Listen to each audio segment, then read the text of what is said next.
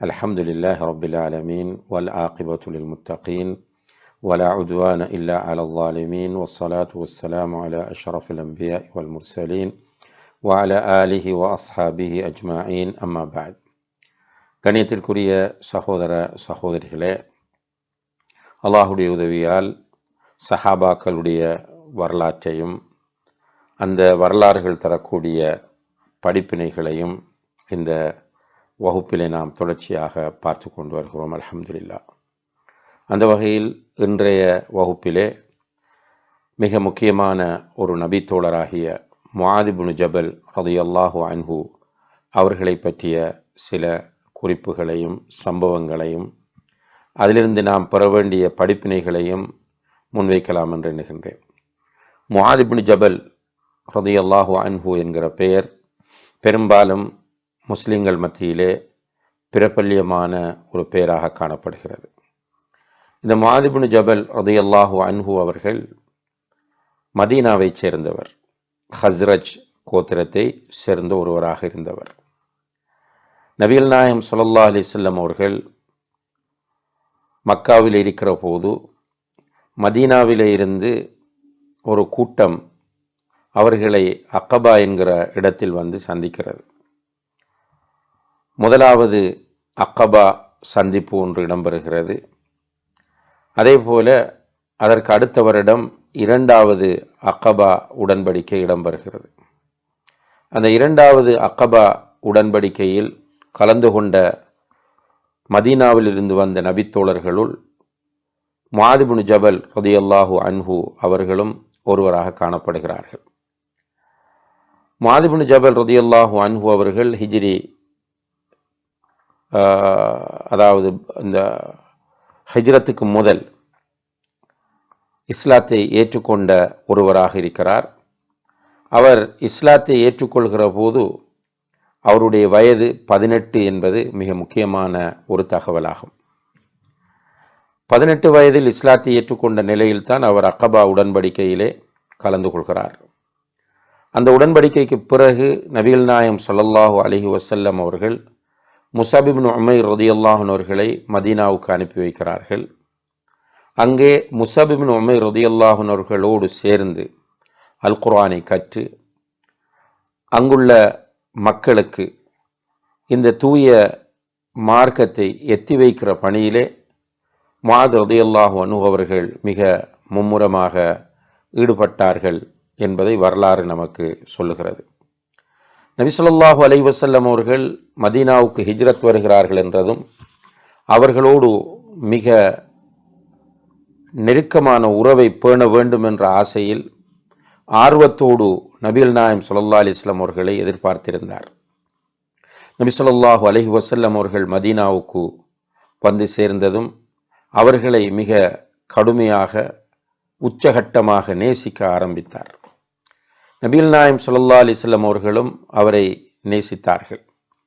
இதை பற்றி ஒரு சந்தர்ப்பத்திலே அவரிடம் சொன்னார்கள், முஆதே, அல்லாஹின் மீது சத்தியமாக நான் உன்னை நேசிக்கிறேன் என்று ரசூலுல்லாஹி அலைஹி வஸல்லம் அவர்கள் முஆதிடம் சொல்லிவிட்டு அவருக்கு ஒரு வசியத் செய்கிறார்கள். முஆதே, எந்த ஒரு தொழுகையாக இருந்தாலும் அந்த தொழுகையின் இறுதியிலே நான் சொல்லித்தருகிற இந்த துஆவை நீ விடாமல் ஓதி வர வேண்டும் என்று சொன்னார்கள். அந்த துஆ, அல்லாஹும்ம அஇன்னி அலா திக்ரிக வ ஷுக்ரிக வ ஹுஸ்னி இபாதத்திக். யா அல்லாஹ், உன்னை திக்ர் செய்வதற்கும் நல்ல முறையில் உன்னை வணங்குவதற்கும் எனக்கு நீ உதவி செய்வாயாக. அல்லாஹும்ம அஇன்னி அலா திக்ரிக வ ஷுக்ரிக, உன்னை திக்ர் செய்வதற்கும் உனக்கு நன்றி செலுத்துவதற்கும் உன்னை நல்ல முறையில் வணங்குவதற்கும் எனக்கு உதவி செய்வாயாக என்கிற இந்த துஆவை ஓதி வருமாறு நபி ஸல்லல்லாஹு அலைஹி வஸல்லம் அவர்கள் அவருக்கு சொன்னார்கள்.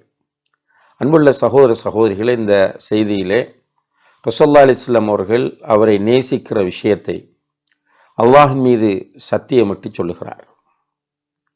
ரசூலுல்லாஹி அலைஹி வஸல்லம் அவர்கள் அல்லாஹின் மீது சத்தியமாக நான் உன்னை நேசிக்கிறேன் என்று தன்னுடைய நேசத்தை வெளிப்படுத்தி இருப்பதை நாம் பார்க்கிறோம். அந்த அளவுக்கு நபிகள் நாயகம் ஸல்லல்லாஹு அலைஹி வஸல்லம் அவர்களோடு மிக நெருக்கமாக இருந்த ஒரு நபித்தோழராக முஆத் ரலியல்லாஹு அன்ஹு அவர்கள் காணப்படுகிறார்கள். அதே போல நபி ஸல்லல்லாஹு அலைஹி வஸல்லம் அவர்கள் இந்த ஹதீஸிலே இந்த துஆவை முஆத் ரலியல்லாஹு அன்ஹு அவர்களுக்கு கற்றுக் கொடுத்தாலும் எல்லோரும் பிராக்டிஸ் பண்ண வேண்டிய ஒரு துஆவாக இது காணப்படுகிறது. அல்லாஹும்ம அஇன்னி அலா திக்ரிக வ ஷுக்ரிக வ ஹுஸ்னி இபாதத்திக். யா அல்லாஹ், உன்னை திக்ரு செய்வதற்கும் உனக்கு நன்றி செலுத்துவதற்கும் உன்னை நல்ல முறையில் வணங்குவதற்கும் எனக்கு உதவி செய்வாயாக. இதை அத்தஹியாத்தின் இறுதியிலே சலாம் கொடுப்பதற்கு முதல் ஓதலாம், அல்லது சலாம் கொடுத்துவிட்டு பிறகு நாம் அஸ்தக்ஃபிருல்லாஹ் அல்லாஹும்ம அன்தஸ் ஸலாம் என்று சொல்லிக்கொண்டு வருகிற அந்த துஆவிலும் இதை ஓதலாம். ஆனால் சலாம் கொடுப்பதற்கு முதல் இதை ஓதிக்கொள்வது சிறந்ததாக இருக்கிறது என்பதை நாம் கவனத்திலே கொள்ள வேண்டும். அன்புள்ள சகோதர சகோதரிகளே, நபிகள் நாயகம் ஸல்லல்லாஹு அலைஹி வஸல்லம் அவர்களோடு நெருக்கமான உறவை பேணிய முஆத் ரலியல்லாஹு அன்ஹு அவர்கள் மார்க்கத்தை கற்றுக்கொள்வதில் மிக கூடுதல் கவனம் செலுத்தினார்கள். குறிப்பாக அல் குர்ஆனை மிக சிறப்பாக கற்றுக்கொண்டார். குர்ஆனை மனப்பாடம் செய்தார், அதை அழகிய முறையிலே கற்றுக்கொண்டார். எனவேதான் நபி ஸல்லல்லாஹு அலைஹி வஸல்லம் அவர்கள் சொன்னார்கள், ஹுதுல் குர்ஆன மின் அர்பஅ.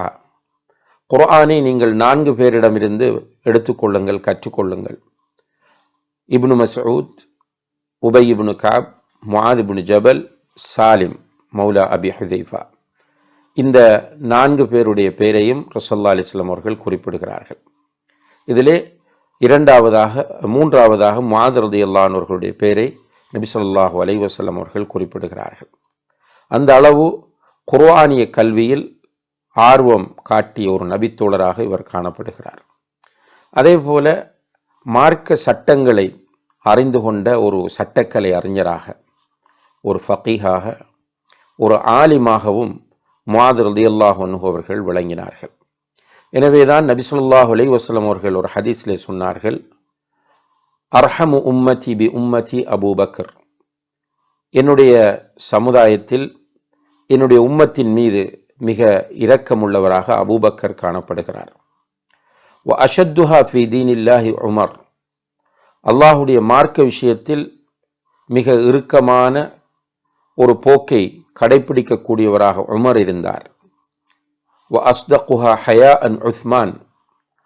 வெட்கத்தில் மிக சிறந்தவராக உயர்ந்தவராக உஸ்மான் இருக்கிறார்.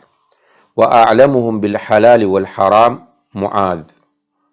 ஹலால் ஹராம் விஷயத்தை நன்கறிந்தவராக முஆத் ரலியல்லாஹு அன்ஹு அவர்கள் காணப்படுகிறார்கள். அதுபோல வ அஃப்ரதுஹும் ஸைத். ஃபராயித் சம்பந்தமான அதாவது வாரிசுரிமை சம்பந்தமான அறிவுள்ளவராக ஸைத் ரலியல்லாஹு அன்ஹு அவர்கள் காணப்படுகிறார்கள். வலிகுல்லி உம்மத்தின் அமீன். ஒவ்வொரு சமுதாயத்திற்கும் ஒரு நம்பிக்கையாளர் இருப்பார்.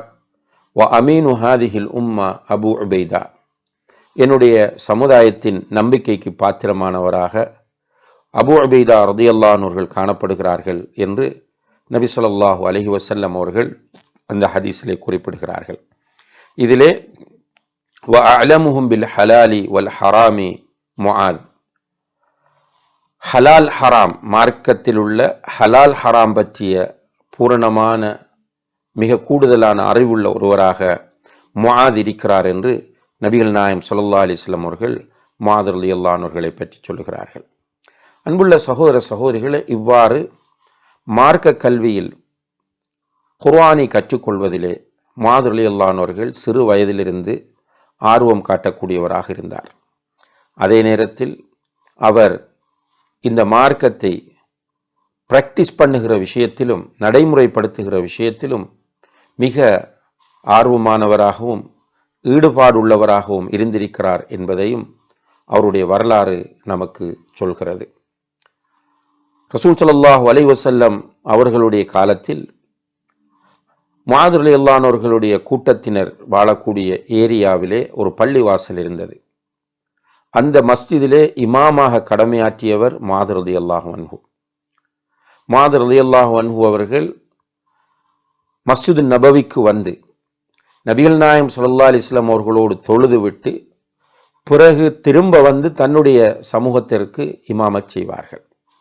என்றால் ரசூலுல்லாஹி அலைஹி வஸல்லம் அவர்களுக்கு பின்னால் நின்று தொழ வேண்டும் என்பதில் அவ்வளவு ஆர்வம் காட்டக்கூடிய ஒருவராக முஆத் ரலியல்லாஹு அன்ஹு அவர்கள் இருந்தார்கள். அங்கு போய் ரசூல் ஸல்லல்லாஹு அலைஹி வஸல்லம் அவர்களோடு அவர்களுக்கு பின்னால் நின்று மஅமூமாக தொழுதுவிட்டு அதே தொழுகையை தன்னுடைய பகுதிக்கு வந்து தன்னுடைய மக்களுக்கு தொழுவிக்கக்கூடியவராக முஆத் ரலியல்லாஹு அன்ஹு அவர்கள் இருந்தார்கள் என்பதை நாம் சஹீஹான ஹதீஸ்களிலே பார்க்கிறோம். இப்போ இதிலே முஆத் ரலியல்லாஹு அன்ஹு அவர்கள் இபாதத்தில் காட்டிய ஆர்வம் நமக்கு விளங்குகிற அதே நேரத்தில், அன்புள்ள சகோதர சகோதரிகளே, ஒரு தொழுகையை ஒருவர் ஒரு தடவை தான் தொழ முடியும். இரண்டாவது தடவை அந்த தொழுகையை தொழுகிற போது அது அவருக்கு சுன்னத்தாக அமையும். இப்போ ரசூலுல்லாஹி அலைஹி வஸல்லம் அவர்களோடு அவர்கள் தொழுகையை நிறைவேற்றுகிற போது அது ஃபர்லாக அவர்களுக்கு இருக்கும். பிறகு அவர்கள் தன்னுடைய சமுதாயத்திற்கு இமாமத் செய்கிற போது அது அவர்களுக்கு சுன்னத்தான தொழுகையாக மாறும் என்பதை உலமாக்கள் சுட்டி காட்டுகிறார்கள். இந்த அடிப்படையில் ஃபர்லான தொழுகையை தொழுவிக்கிற ஒரு இமாமுக்கு பின்னால் நின்று சுன்னத்தான தொழுகையை நாம் தொழலாம். அதே போல சுன்னத்தான தொழுகையை தொழுகிற ஒரு இமாமுக்கு பின்னால் நின்று மாமூம்கள் ஃபர்து தொழலாம் என்கிற ஒரு சட்டத்தை இஸ்லாமிய அறிஞர்கள் நமக்கு சுட்டி காட்டுகிறார்கள். ஒரு நாள் முஆத் ரலியல்லாஹு அன்ஹு அவர்கள் இஷா தொழுகையை நபிகள் நாயகம் ஸல்லல்லாஹு அலைஹி வஸல்லம் அவர்களோடு தொழுதுவிட்டு தன்னுடைய பகுதிக்கு வந்து மக்களுக்கு இஷாவை தொழுவிக்கிறார்கள். அப்போது அவர்கள் சூரத்துல் பக்கராவை ஓத ஆரம்பித்தார்கள். சூரத்துல் பக்கராவை அவர்கள் ஓத ஆரம்பித்ததும் தொழுகை நீண்டு கொண்டு செல்வதை அவதானித்த ஒரு தொழுகையாளி தொழுகையை விட்டுவிட்டு ஜமாத்தை விட்டுவிட்டு தனியாக நின்று தொழுகிறார். தொழுதுவிட்டு அவர் போய்விடுகிறார். அப்படி போகும்போது ஒருவர் அவரை நீங்கள் முனாஃபிக் என்று சொல்கிறார். இந்த வார்த்தை அவருக்கு வேதனையை தந்த காரணத்தினால் நபிகள் நாயகம் ஸல்லல்லாஹு அலைஹி வஸல்லம் அவர்களிடத்தில் போய் சம்பவத்தை சொல்லுகிறார். நான் முஆத் ரலியல்லாஹு அன்ஹு அவர்களுக்கு பின்னால் நின்று தொழுதேன். அவர் உங்களோடு தொழுதுவிட்டு உங்களோடு இஷாவை தொழுதுவிட்டு எங்களுக்கு வந்து தொழுவிக்கிற போது அவர் சூரத்துல் பக்கராவை ஓதினார். ஆனால் எனக்கு காலையிலே நிறைய வேலைகள் இருந்தன. நான் தோட்டத்துக்கு செல்ல வேண்டும், நீர் பாய்ச்ச வேண்டும், மற்ற வேலைகள் பார்க்க வேண்டும். எனவே இவருடைய தொழுகை நீண்டு கொண்டு செல்வது என்னால் சகிக்க முடியாமல் இருந்ததனால் நான் விட்டு தனியே தொழுதேன் என்று சொன்னபோது, தனியாக தொழுதவரை அல்லாஹுடைய தூதர் ஸல்லல்லாஹு அலைஹி வஸல்லம் அவர்கள் கண்டிக்காமல் முஆத் ரலியல்லாஹு அன்ஹு அவர்களை கண்டிக்கிறார்கள். அஃபத்தானுன் அன்த யா முஆத், அஃபத்தானுன் அன்த யா முஆத், முஆதே நீ ஃபித்னாக்காரனா என்று கேட்டுவிட்டு சொன்னார்கள், நீங்கள் தொழுவிக்கும் போது சிறிய சூறாக்களை சப்பிஸ்ம ரப்பிக்கல் அலா வல்லைலி இதா யக்ஷா போன்ற சூறாக்களை நீங்கள் ஓதி தொழுவீங்கள். பின்னால் உங்களுக்கு பின்னால் தேவை உள்ளவர்கள், வயோதிபர்கள், சிறுவர்கள் என்று பலரும் நிற்பார்கள். எனவே இமாமாக நிற்கிற போது நீங்கள் கடுமையாக தொழுகையை நீட்ட வேண்டாம் என்கிற ஒரு வழிகாட்டலை முஆத் ரலியல்லாஹு அன்ஹு அவர்களுக்கு வழங்கினார்கள் என்பதை நாம் பார்க்கிறோம். இங்கே முஆத் ரலியல்லாஹு அன்ஹு அவர்கள் இபாதத்தில் காட்டிய அந்த ஆர்வம் நமக்கு மிக முக்கியமான ஒரு படிப்பினையாக அமைகிறது. அதே போல நபிகள் நாயகம் ஸல்லல்லாஹு அலைஹி வஸல்லம் அவர்களோடு சேர்ந்து ஜிஹாதுகளில் ஈடுபடுவதிலும் முஆத் ரலியல்லாஹு அன்ஹு அவர்கள் மிக கூடுதல் கவனம் செலுத்தியிருக்கிறார்கள். அந்த வகையிலே பத்ர் யுத்தத்திலே அவர்கள் கலந்து கொள்கிற போது அவர்களுக்கு 20 அல்லது 21 வயது தான் இருந்தது. இப்போ 18 வயதில் அக்கபா உடன்படிக்கையின் போது இஸ்லாத்தை ஏற்றுக்கொள்கிறார். பிறகு அவர் அந்த அக்கபா உடன்படிக்கைக்கு பிறகு ரசூலுல்லாஹி அலைஹி வஸல்லம் அவர்கள் ஹிஜ்ரத் வருகிறார்கள். ஹிஜ்ரத் வந்து ஹிஜ்ரி 2ஆம் ஆண்டு பத்ர் யுத்தம் நடக்கிறது. அந்த யுத்தத்திலே இவர் கலந்து கொள்கிறார். அப்போது அவருக்கு வயது 20 அல்லது 21 இருக்கும்.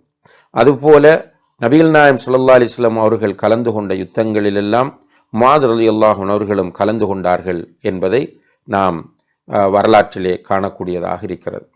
இந்த முஆத் ரலியல்லாஹு அன்ஹு அவர்கள் இவ்வாறு ஜிஹாதில் ஈடுபாடு காட்டியது போல தாவாவில் மார்க்க பிரச்சார பணியில் மிக மும்முரமாக ஆர்வத்தோடு விருப்பத்தோடு ஈடுபட்ட ஒரு நபித்தோழராக காணப்படுகிறார்கள்.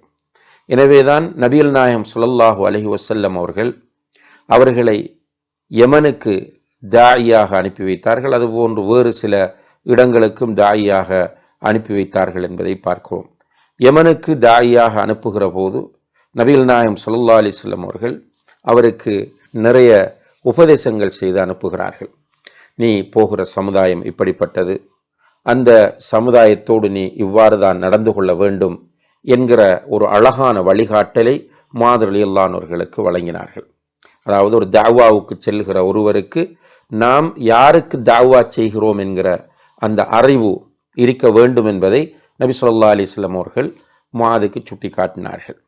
இதை அடிப்படையாக வைத்து முஆத் ரலியல்லாஹு அன்ஹுடைய வரலாற்றை பேசக்கூடிய அறிஞர்கள் சொல்லுகிறார்கள், முஆத் ரலியல்லாஹு அன்ஹு தாவாவுடைய விஷயத்தில் மிக நுணுக்கமாகவும் கவனமாகவும் மென்மையாகவும் ஈடுபடக்கூடிய ஒருவராக இருந்தார்கள் என்பதை சுட்டி காட்டுகிறார்கள். இப்போ தாவா பணியில் ஈடுபடுகிற ஒவ்வொரு தாயியும் முஆத் ரலியல்லாஹு அன்ஹுவை ஒரு முன்மாதிரியாக கொள்ள வேண்டிய தேவை இருக்கிறது என்பதை நாம் புரிய வேண்டும். நபி ஸல்லல்லாஹு அலைஹி வஸல்லம் அவர்கள் முஆத் ரலியல்லாஹு அன்ஹுவை யமனுக்கு அனுப்புகிற போது அவரை அவருடைய வாகனத்தில் ஏற்றிவிட்டு நபி ஸல்லல்லாஹு அலைஹி வஸல்லம் அவர்கள் அந்த வாகனத்துக்கு பின்னால் அல்லது பக்கத்திலே நடந்து கொண்டு முஆத் ரலியல்லாஹு அன்ஹுவுக்கு சில அட்வைஸ்கள் பண்ணுகிறார்கள். அப்படி பண்ணி இறுதியிலே சொன்னார்கள், முஆதே, நீ யமனுக்கு போகிறாய், சில நேரம் நீ திரும்பி வரும்போது என்னை நீ சந்திக்க முடியாமல் போகலாம், என்னுடைய கபருக்கும் மஸ்ஜிதுக்கும் இடையில் நீ போகக்கூடிய ஒரு சூழ்நிலை உருவாகி இருக்கலாம் என்று தன்னுடைய மரணம் நெருங்குவதை மறைமுகமாக நபி ஸல்லல்லாஹு அலைஹி வஸல்லம் அவர்கள் முஆத் ரலியல்லாஹு அன்ஹுவுக்கு சுட்டி காட்டிய போது முஆத் ரலியல்லாஹு அன்ஹு அடக்க முடியாமல் மிக கடுமையாக அழுதுவிட்டு விடைபெற்று சென்றார்கள் என்பதை நாம் பார்க்கிறோம். அதே போல யமனுக்கு போய் அவர்கள் தன் மீது சுமத்தப்பட்ட அந்த தாவா பணியை முடித்துவிட்டு மதீனாவுக்கு திரும்பிய போது அவர்கள் ரசூல் ஸல்லல்லாஹு அலைஹி வஸல்லம் அவர்களை சந்திக்க முடியாத ஒரு சூழ்நிலை இருந்ததை நாம் பார்க்கிறோம்.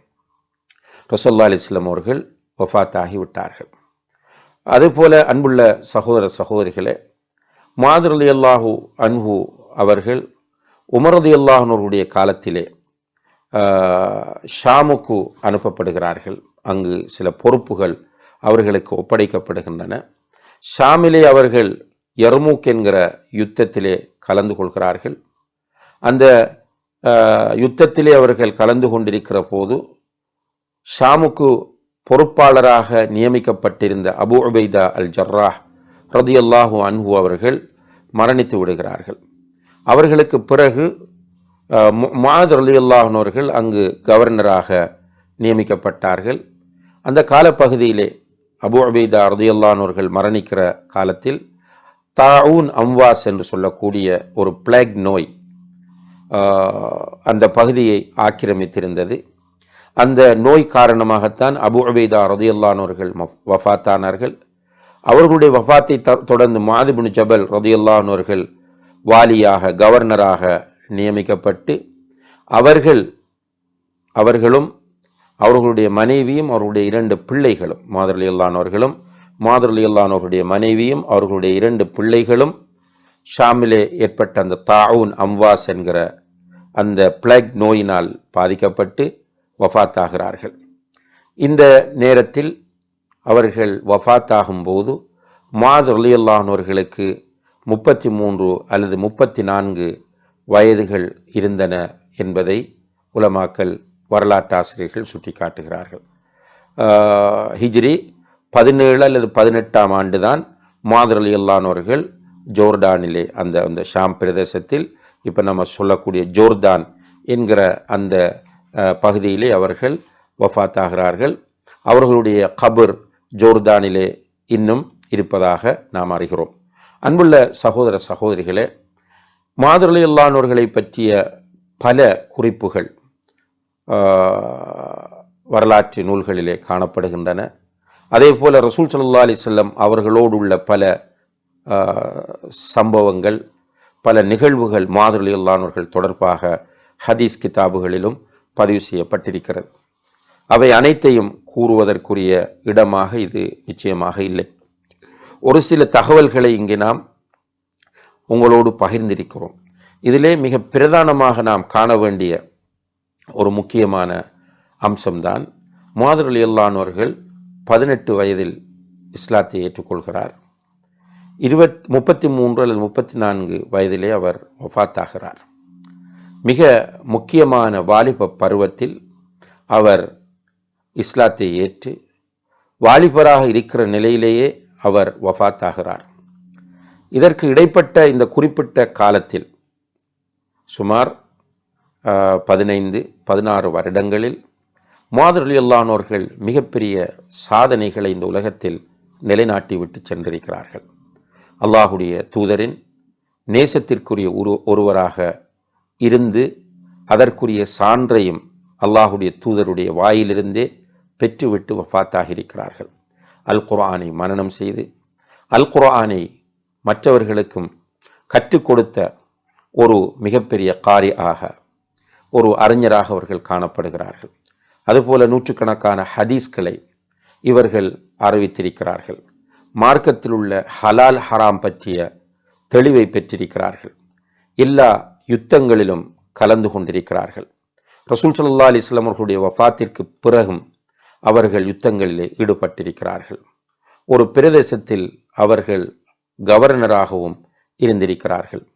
அப்போ ஒரு பேணுதலான ஒரு நபித்தோழராக, அல்லாஹுடைய தூதரின் அன்பை பெற்ற நபித்தோழராக, அல் குர்ஆனை மனனம் செய்த நபித்தோழராக, ஹதீஸை மனப்பாடம் செய்த ஒரு நபித்தோழராக, ஹலால் ஹராம் பற்றிய தெளிவுள்ள ஒரு நபித்தோழராக, ஜிஹாதுகளிலே கலந்து கொண்ட ஒரு நபித்தோழராக, ஒரு கவர்னராக என்று பல பாத்திரங்களை இந்த குறிப்பிட்ட காலத்திற்குள் முஆத் ரலியல்லாஹு அன்ஹு அவர்கள் அனுபவித்திருக்கிறார்கள், மேற்கொண்டிருக்கிறார்கள் என்பதை நாம் அறிகிற போது, இன்று நம்முடைய சமுதாயத்தில் உள்ள வாலிபர்கள் இலக்கில்லாமல் தடுமாறி திசை மாறிக்கொண்டிருப்பவர்கள் இந்த முஆத் ரலியல்லாஹு அன்ஹு அவர்களுடைய வரலாற்றை வைத்து சிறப்பான பாடங்களை பெற்றுக்கொள்ள வேண்டிய தேவை இருக்கிறது.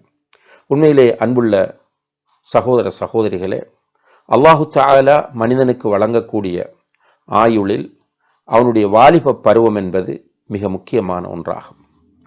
இந்த வாலிப பருவத்தை அல்லாஹுக்கு பொருத்தமான முறையில் கழிக்க வேண்டும் என்பதுதான் அல்லாஹுடைய நாட்டமாகவும் எதிர்பார்ப்பமாகவும் இருக்கிறது.